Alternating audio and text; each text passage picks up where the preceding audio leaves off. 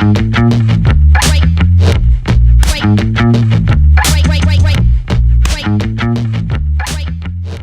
weight loss is going well, but I want to get more shredded. I want to get more definition, and I want to sort of speed it up a bit now as well, because I've only got a couple of weeks left until I'm done with the 12-week diet and before I go to Japan to work. And I wasn't planning on dieting too hard when I'm there. That's why I want to do it all now.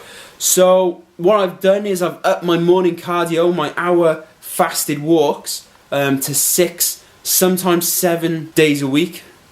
I might not do that 7th day. It just depends on how I feel on that rest day and if I want to do it. And if I'm happy to do it, then I'll go ahead. But if I feel like I really just completely need a rest, I need to stay in bed, I need to keep my feet up, then I'm going to do that. And that's what you got to do. You just got to, you know, take it as it comes and see how you feel, and don't push yourself too far to the point where it's just not right. And you'll know when it's that point. I've also added in 20 minutes of stepper on the end of each of my weight sessions now. Generally, I don't like doing cardio with my weights because, you know, I don't want to risk sort of losing muscle, and also I wanted to get that food in me as quick as I can after I've done that workout. So I feel like doing that 20 minutes cardio, then I'm sort of losing maybe a bit of that hunger that my muscles have. But, you know, like I said, the priority now is weight loss, fat loss. So I love the stepper. It gets you sweating within minutes. It's so steady, but it's really hard work. So with the morning walks and the stepper after each session now, I'm hoping that I'm going to see a lot more change. What I've also done now, instead of just paying attention to calories and proteins, what I'm now doing is paying attention to carbs as well. So my aim for this week is to keep the carbs below or on 200 grams a day. And then my thinking then is next week I'm going to keep them below 100, and then on the last week then I'm going to keep them below 50 and as minimal as possible. We'll see how that goes though, because I've always said so many times to myself that I'm going to do low carbs, and when it comes to it I just feel rubbish. My sessions are crap, so we'll just call it when it comes to it.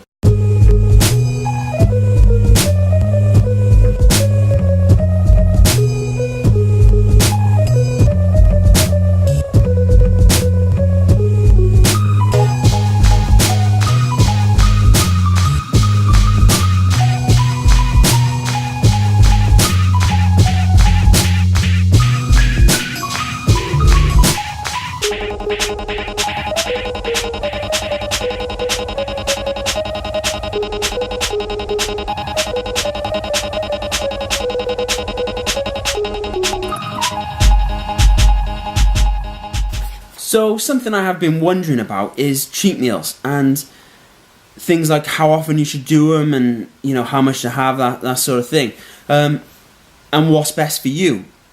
And of course, you know, like everyone else, I would ask other trainers and people like that and ask them what they do and stuff, you know, and what's the right way. But there is no right way. It's just about figuring out what works best for you. What's made me think of that is that normally up until this point I've been having like a weekly cheat meal, or at least a surplus of carbs or calories, but I skipped the last one and I've gone 2 weeks straight now where, because I'm on flexible dieting, I'm still getting to have enjoyable nice foods, but I never went over those calories for the last 2 weeks. I stuck with my limit, and I feel like I've progressed so much more in that time. So even though I was progressing week to week, even with the weekly cheats, I feel now that I've skipped a week, I really progress better. So what I'm thinking I'm going to try now is a fortnightly cheat meal instead. And I'm hoping that'll work. And I'm going to have one today, I think, but I'm not totally decided, because part of me is kind of worried that I am going to stunt that fat loss a little bit. I know it'll carry on, but I've been doing so well lately and the shreds are really starting to come through now that I'm afraid I'm going to mess that up a little bit. But yeah, I'm going to go with that. And if you ever wonder how you should cheat or what's the best way to cheat, I recommend you just try it. Try your weekly cheat meal. That's the easiest one because that's what everyone wants to do. They want a treat for getting through the whole week, you know, sticking to the diet. But I would recommend just try that 2 week diet straight through, and then have a cheat at the end of the 2 weeks, just to see how much better you look and how much better you feel, and what the scales tell you over that time.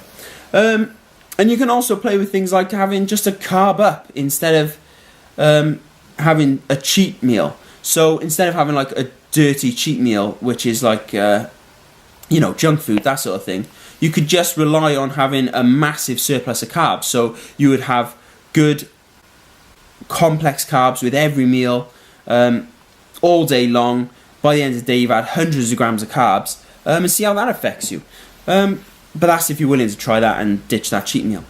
Okay, so I've just got home from the gym, done a chest session, done a bit of core and a little bit of shoulders.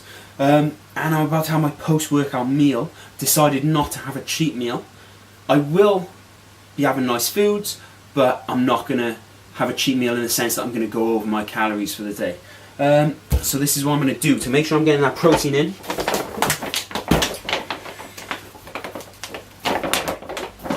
Oosh. 2 scoops of whey protein, so it's fast digesting protein. And in there then, in those 2 scoops, is going to be a total of 40 grams of protein. Next, some L-glutamine. L-glutamine. So basically L-glutamine is an amino acid, and this one is meant to, and I say meant to because who the hell knows if supplements really do what they're supposed to do. I would like to think they do though. You know, the science is there. But it's also funded by the people who want to sell that product, so don't be misled by that. This is a 5-gram scoop of L-glutamine.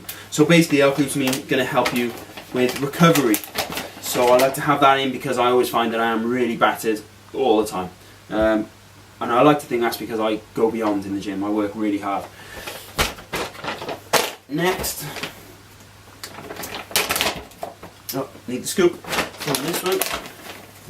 Next is creatine monohydrate.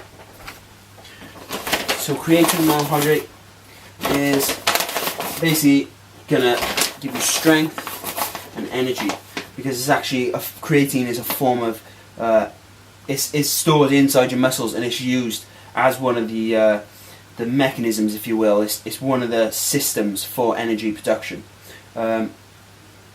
So that's 5 grams of creatine monohydrate.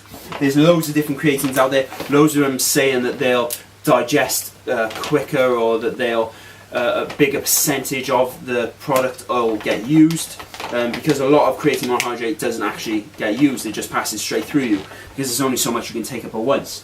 But from all the reading I've done, it's bullshit. Don't really believe that. Creatine monohydrate has been around for donkey's years and is still going. So I think that says it enough. You know, just stick with this product, and it's a lot cheaper. All these other ones are so much more expensive and claim that they're better, but there's nothing to say that there's no real hard evidence to say that it is. So stick with creatine monohydrate. But I will say this, on this diet, I don't usually have a post-workout shake. I'm only having one now because of the meal choice I've decided to have, which I'll show you in a bit. So, now this, I don't normally add into shakes, post-workout shakes, not always. This is just instant oats. So basically, this is just oats, porridge oats that are ground up into a fine powder, you can see there. And it is a bit weird in shakes sometimes. I'm just going to put 1 scoop of that in, and that's because the majority of carbs I'm about to have are going to be really fast digesting carbs and simple sugars. So I figured I'd use a bit of these instant oats because they'll digest a lot slower, and hopefully give me a more prolonged bit of energy. You know, it's going to fuel me for a bit longer. So that's going to be my post-workout shake. Now, the reason I'm having the post-workout shake is because I'm also going to have this cinnamon buns Ben & Jerry's ice cream.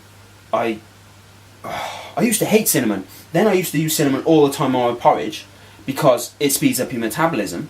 But I still didn't like cinnamon. I was just doing it because I knew it was something I had to do and it would benefit me. But then over the last couple of years, I've really come to like it, and now cinnamon buns are just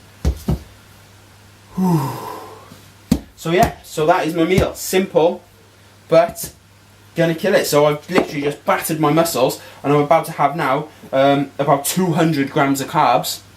150 of that is going to be simple sugars, about 50 of that is going to be in these porridge oats, and then I'm going to have about 40 grams of protein, as well as the other bits and bobs supplements you've seen. So that's that. I'm going to enjoy this, and I'm still going to have room to eat later as well. This only comes to about 1,500 calories. I've still got another like 700-800 to use later. And let me remind you, like I always do, I'm on a diet right now. This is diet food. You could be doing this if you were just willing to not eat for the first part of the day. And I'm still getting these. Can you see that? And that's from eating this diet. So get on intermittent fasting. At least give it a go. I'm out.